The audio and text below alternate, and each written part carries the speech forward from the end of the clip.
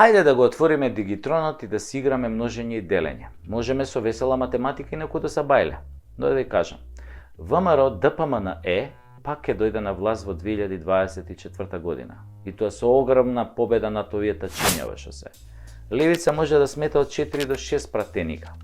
Без разлика што се крева фама ќе зеле 8, 10, 15 пратеника, тоа мислам дека нема да се случи, но и 6 ако земат ќе бидат на конј. Тоа е мое мислење. Не навивам за никого, освен што имам оправдана желба таче со бугарашите да заминат што побрзо од власта. Друго ме е зборот. Се надевам дека ВМРО ДПМН ја научија лекцијата.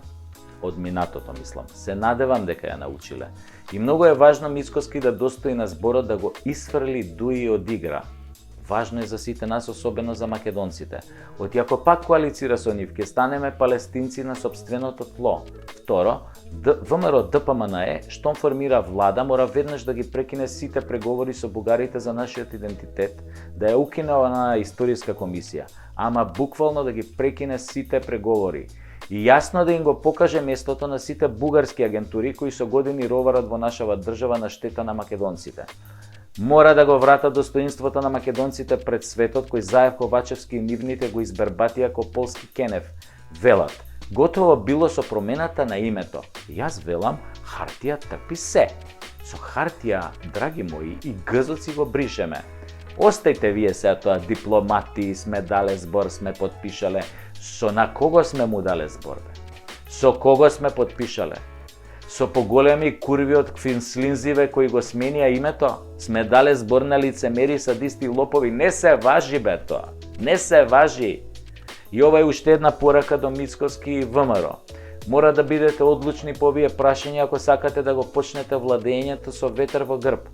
Паралелно, олеснете му на народов, животот на народот, максимално направете се да го врати своето достоинство преку стандардот, дајте му и да живее малку, ако сакате да пловите со камен околу вратот или кој што викаше будала на софрлено сидро, терајте ко бугарашиве на таче слободно, ќе ви се случи истото. Во тој случај немојте ни да доаѓате на власт, оти ќе се удавите побрзо отколку што и сте планирале.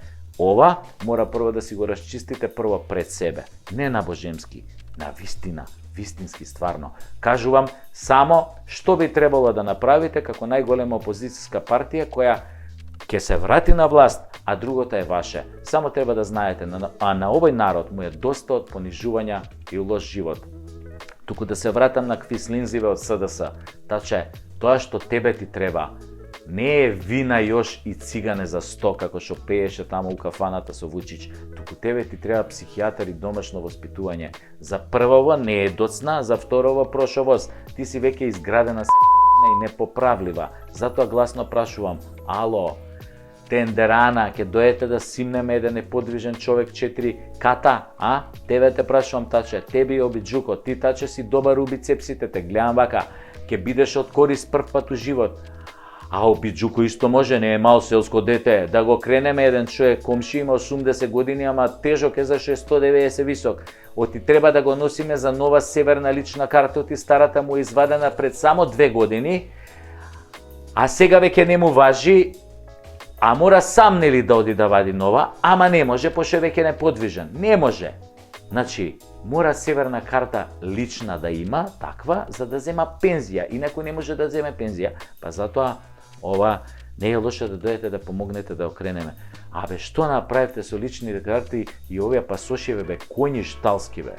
Зошто, бе, ви требаше таа работа? Па уште од големата пензија да плаќаат за нова лична карта пензионери, бе? На комшива пасошот му важи до 2028 година, сега мора да вади нов и да се опрчи 50 евра. Уште колку има такви кој него држава? А, каде го има ова, бе? Дека идентитетот што го договоривме, нели, беше бетон, така, па мораме све сега да менуваме, лични карти ова, така? Бетон. А грците со прст не мрднаа, едни патокази не сменија. Уште сме за нив Скопја на патоказине, ретардирани едни.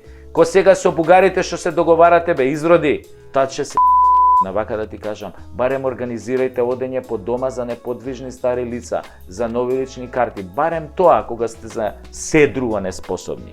И дојдете утре со Обиджуко да го симнеме таткото на овој другаров 4 ката, па после и да го качиме.